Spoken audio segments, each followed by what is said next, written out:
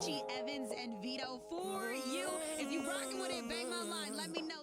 So we can't wrap up our music talk without talking to our special guest of the evening, my guy Richie Evans. What's up? What's up, brother?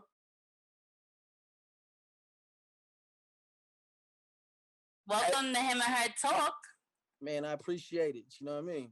Yeah, definitely. We definitely appreciate you for stopping by. And so just give people a brief rundown of your background and and where you from. Where you also. From.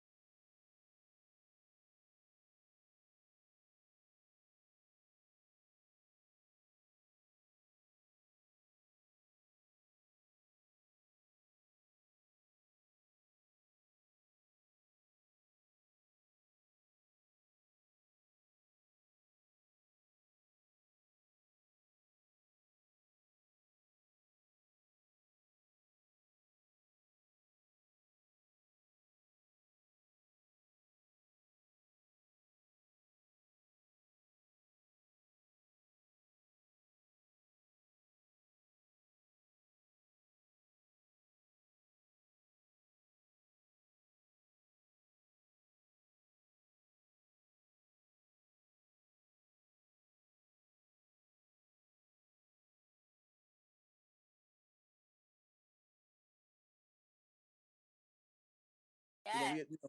Yes. We out here shaking some shit up early on. Congrats to you dope. on That's that. Dope. That's very dope.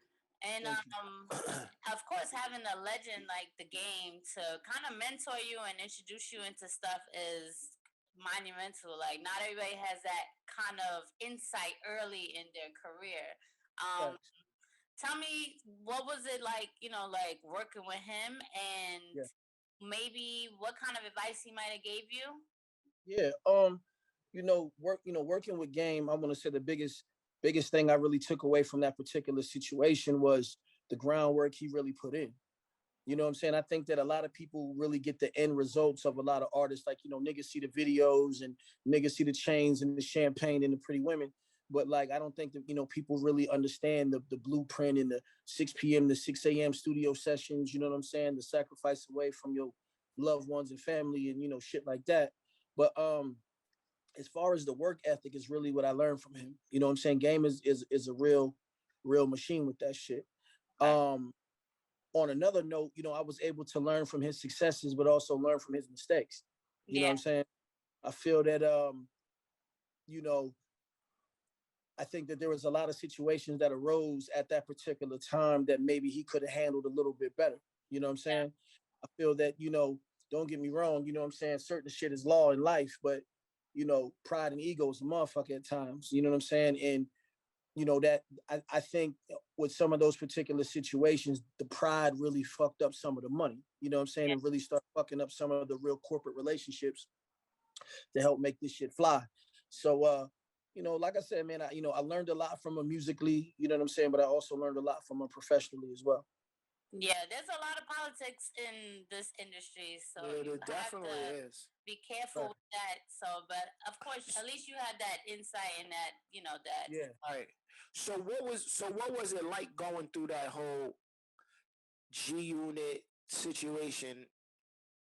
Man, it was a movie. On God, like I tell people, I told niggas today, I'm like, bro, like people like, yo, was it really like that? I was like, my dog, it was really like that. like, peep this though. Like, I'm a kid from Phoenix, Arizona. You know what I'm saying? So when I got the call in the plane ticket to fly to Compton, that shit is monumental. Like, you got to keep in mind, like, being a real hip hop head, like, you hear about all these names that are around. Like, you hear about the Suge Knights. You know what I'm saying? You hear about the Jimmy Hitchmans. Hear about the, you know what I'm saying? Different people. So, when I signed that deal and I had to go over there, my nigga, like, the people that I used to hear about and hear on TV, like, I'm sitting next to. I'm talking with. You know what I'm saying? I'm looking at Suge like, yo, is this nigga really who he say he is? You know what I'm saying? You didn't hear all the stories about Tupac and Jimmy. You know what I mean? I'm looking at Jimmy like it's Jimmy. You know what I'm saying? So I mean, it was a real situation, but like I said, man, I was able to really maneuver and still stand on my own, and take a piece of growth from all of them. You know what I'm saying? And kind of put it into my own to really help me, maneuver through this industry called hip hop. Right. So, with that being said, what was your most profound moment coming out of that situation? I mean, there was a few. You know what I'm saying? I mean, one of the biggest ones was for me. Like I said, I come from a city that's kind of unknown. You know what I'm saying? Arizona's not on the radar like in New York or Chicago and Atlanta or Compton. You know what I mean? So in order for for a nigga like myself to go to Compton and be around all them and really hold my own and get the moniker, oh, that's Game's protege, or he's next up. That was kind of big for me. You know what I'm saying? And I also want to say, man, another thing was when I was able to meet Nas. You know what I'm saying? Nas is my favorite artist. You know what I'm saying? And I was able to really, meet bro and really have a cool, grown, conversation with him. You know what I'm saying? And I think that shit like that is priceless. So, I've had a few gems dropped on me. You know what I'm saying, through that time that I really appreciate. Well, meeting Nas, what other artists like influenced you musically? It's crazy because from like Arizona, so I'm interested in to know like what kind of artists kind of influence you. Well, like I think what people got to understand with me is, like, and this is one of the reasons why Game even signed me at the time. I feel like I had the Game effect. Like, I was born in Philly. That's where my family is at. You know what I'm saying? Every summer, every Christmas, I'm back there. But, I live out west. So I felt like I kind of had kind of the same gift that he had. You know what I'm saying? He was a West Coast nigga though, but when he went to LA to do it, when he went to New York to do his thing, like, they was like, damn, this nigga don't even sound like he from the West. You know what I'm saying? Like he could really hold his own. So I really, really had that up under my belt. But as far as a lot of people that kind of help influence my style, I mean, Nas, of course, Ice Cube, of course, Scarface. I say Scarface and DMX just from the emotional passion side. T.I., and Fab. You know what I'm saying? Like I got a real wide variety of artists that I really listen to, but like those are the ones that kind of help influence my style. You know what I'm saying? And I'll even take it back a little further. Just when I was just doing my like research and homework on the artist, LL was an animal. That man was nice with it. Yes, LL deserves to be. Yeah, he is the GOAT. He is definitely the GOAT, but he definitely deserves to be on. Excuse me, some Mount Rushmores. Yeah. Of hip-hop, if not the main Mount Rushmore of hip hop. Like, he definitely deserves to be up there with his longevity and just his just him, period. Like, you know what I'm saying? He took hip hop to a different plateau. Facts. And people don't give him people don't give him his flowers for that. So it's like he was an animal. LL was an animal. He was different. And the funny part about it is that a lot of people think LL is soft. Right. Right. I mean, because he appealed to the ladies, you know Right, what I'm saying? But there's nothing soft about that. But come on, he was cutting niggas' heads off early. Super early. But so my question, like, all right, I know you from Philly. Right. I know you from Philly and you moved to Arizona. Yeah. But my question is, we're running with the game, right? Right.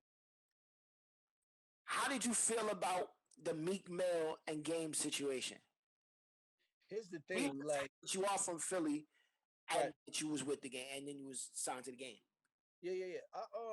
Like I said, I mean, I knew Meek. You know what I'm saying? Like, I mean, we wasn't best friends or nothing, but I knew of him. We, seen each other on the road.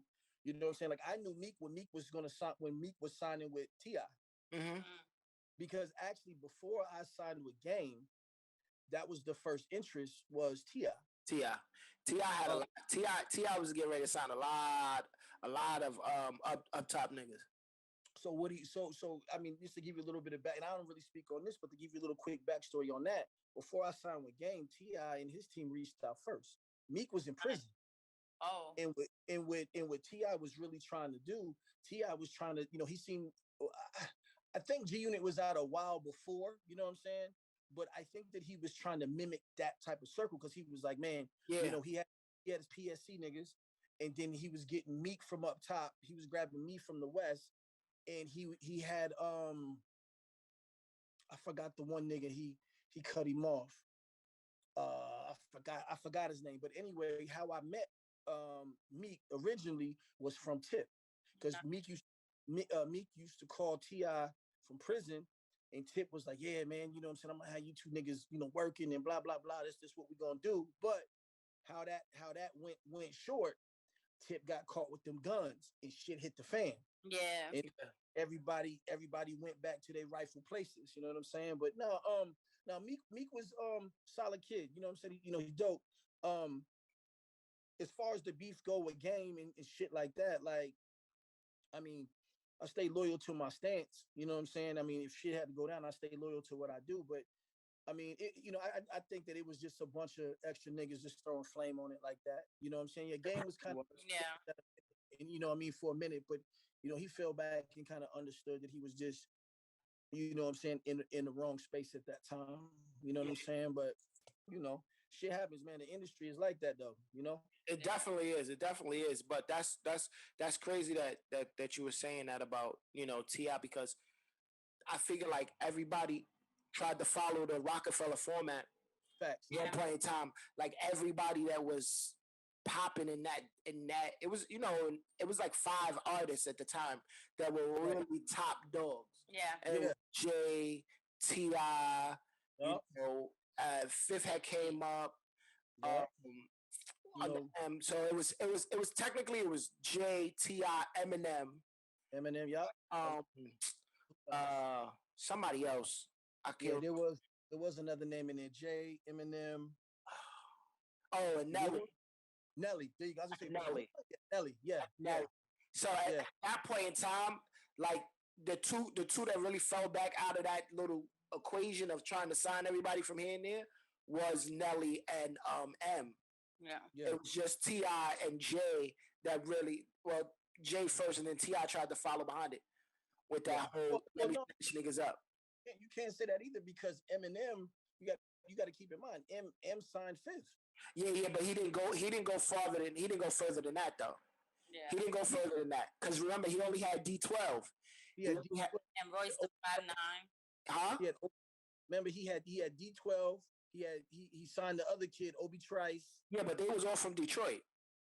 And Royce You're right. 5'9". You're right. They were all from Detroit, so he only grabbed Fifth, and that was on Jay, like I'm not Jay, Dre, because of Dre.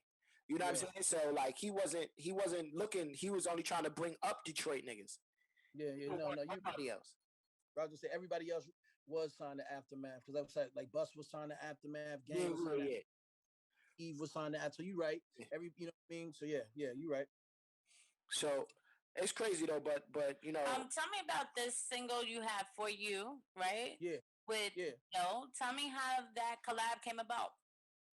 Man, I used to run into the Vedo a lot, just in different sessions. Before Vedo was a solo artist, he was a writer.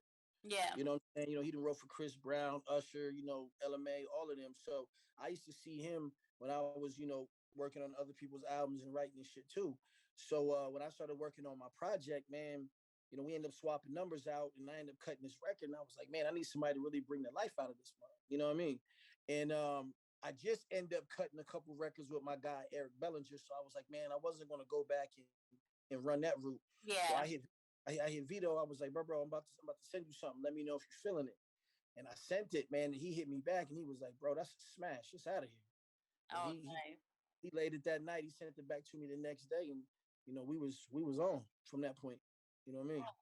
You said your project's about to come out. Do you have anyone else that you're working with that you could share with us? Yeah. Like I said, my project is called Highly Favored. It's slated for the end of July, early August. I got Eric Bellinger on it. I got Mano on it. Nice. Vedo on it. And like I said, my next official single features Rick Ross, and I got Rick Ross on it. So, I put some work in it, man. I try to create a great body of work. You know what I mean? Something that truly identifies kind of who I am as a person and kind of where I'm from. Sounds so really people, fire. yeah, so people can really get a real good pulse on how I'm rocking. Out of all those collabs, whose energy in the studio do you feel pushed you more out of Ross. all? Ross. well, no. So I'll be honest. Here's the thing. Like when it comes to that type of shit, like people got to understand. Like I came from under game.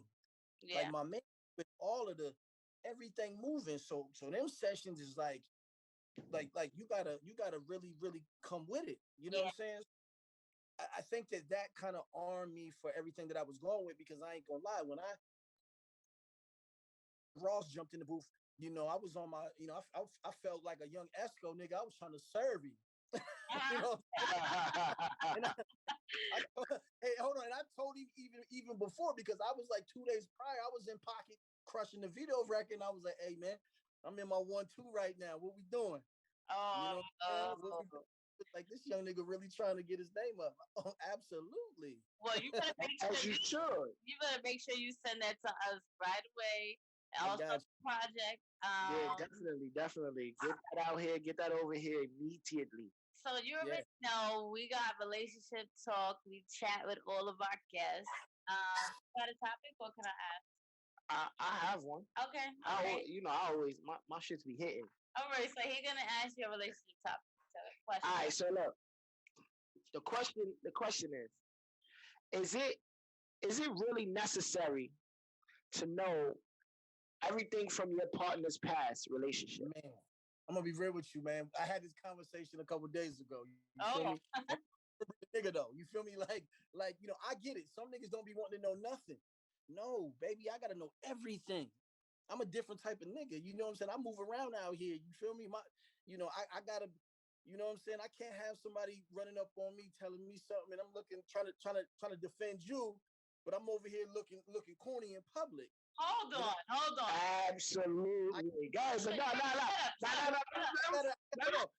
Let him finish. No, I can't. Like, listen, but I fuck with you enough to where, and I keep it a G with you. Baby, there's nothing you gonna tell me, that's gonna make me look at you different, because I'm a nigga who been around the world a few times. So I done ran it up and done it over twice. So that's not what it is. Like, I just want to keep my respect level where it need to be at. So this industry grimy. Niggas will use it against you on some other shit and you won't even know it. Yeah. That's a full Okay, but do you expect Shorty to just sit you down and be like, okay, I slept with, and run the list down? No. And that's my thing. I'm not saying she got to do all that, but you know what I'm saying?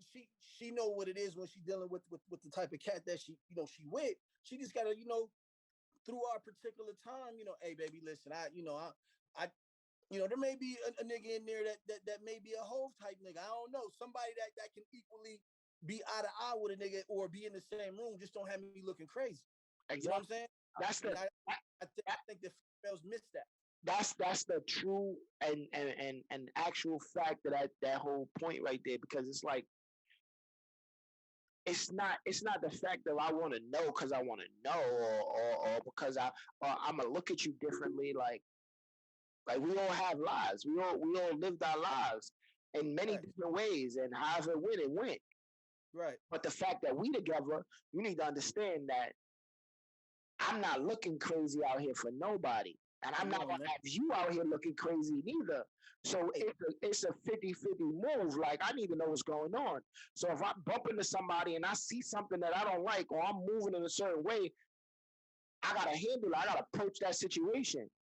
Right. We come find out, oh, I used to deal with homeboy, blah, blah, blah. Oh, so this is the reason for bullshit. So now I know how to maneuver and not overreact or underreact. Exactly. Okay, exactly. so if you meet a shorty, right? She should tell you who she's dealt with in your industry, and you're okay with not knowing about the rest of the people you may not bump into. I'm just saying, is just don't put me into a situation where nigga can pull my file. Right. That's the thing. Yeah, like, exactly. So when I walk into somewhere, niggas be like, oh yeah, that's you fuck with. Right. You know Shorty used to fuck with. But if he walks in the room, she could just let you know right there, like, oh snap, X, Y, and Z. I used to deal with him, and you're okay with that. Yeah. Because so again, I go back to the thing. Like, I'm a confident, arrogant nigga within my own right. It's nothing, baby. I got you. You know what I'm saying? We gonna maneuver through this bitch like we running the town. But like just put me in a understanding. Yeah, so I can go from there. I ain't got no, you know, like, cause I have to prepare myself for whatever bullshit may or may not occur. Like, we act up, we gonna do what we gonna do. We gonna enjoy ourselves and have fun. But in hindsight, if he get crazy, I know the reason why. Or shit get back to me or something said, I know the reason why now.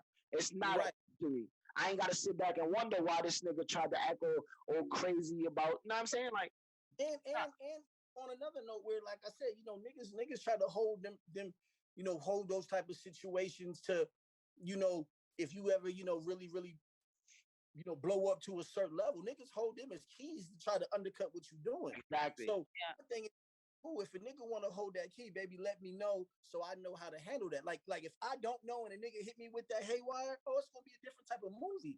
But if I know, come on, player, you think I didn't know that? You know what I'm saying? Like now I can be on my. I agree with you guys, but I just feel like it's on a basis. Like, I don't feel like a woman should sit with you and tell you everything. Nah, but I do feel like if somebody comes in our space, yes, let me know. Hey, that shorty over there, you know, I used to deal with her, so that I'm like, okay, I want to be in the know, but I don't feel like you need to sit me down at dinner and be like, so I ran through. It's not. That's what I'm saying.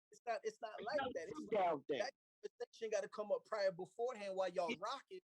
So if it ever do come up, it's not gonna skip a beat. You know what I'm saying? Like that's the thing. While we rocking and vibing and get, you know, baby, you know I'm an artist. Yeah. You know, I'm here moving and shaking. I'm high fiving. I'm campaigning. I'm on my Obama shit. So you know what I'm saying. We got to keep that aura right. Don't have another nigga hold nothing up over me. Me. It's never supposed to be like that. Never that. A nigga never supposed to hold nothing over your nigga head. Just like your nigga never let another bitch hold nothing over your head. 1,000%. Right. Vice versa. Right. So it just gotta be on that type of time. Some people just don't be really realizing. I hear that out there, ladies and fellas. Get it right. It's not. It's just reality, ladies. It's not. It's just ladies. Just get your shit correct, cause y'all are the reason. Y'all be the main reason why a lot of these niggas out here get fucked up and bodied. Cause y'all don't communicate. Y'all got niggas walking in the shit blind.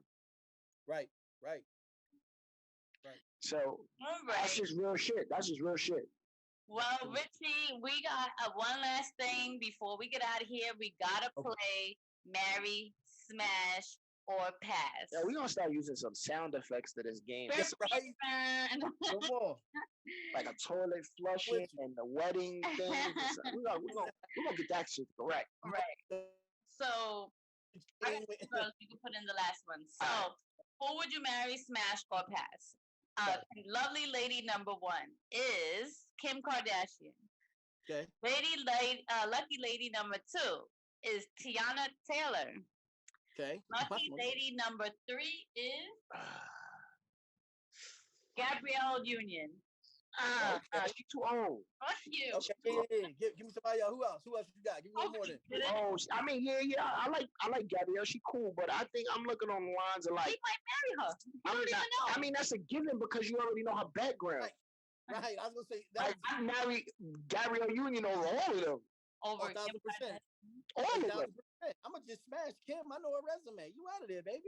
Tiana is a bad bitch, though. Tiana bad. No. Here's the thing, though. So Tiana used to be that lineup was perfect because I was gonna say, I would marry Gab Union.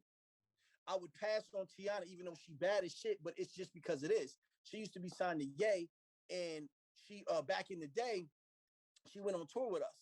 Mm-hmm. So this was before she got married when she was dating Brandon Jennings. Yeah. B-ball. So she went on tour with us, and me and her ended up just becoming a brother-sister friendship. So I was like, oh, that's easy. You know what I'm saying? So I would throw her to the side, and I would just smash Kim. Okay. All right. Well, he answered it. I'm gonna leave him with that. Right. I'm gonna leave him with that. It sounded good.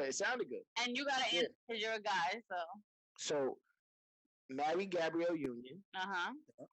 Smash Tiana Taylor and trash Kim Kardashian. Okay.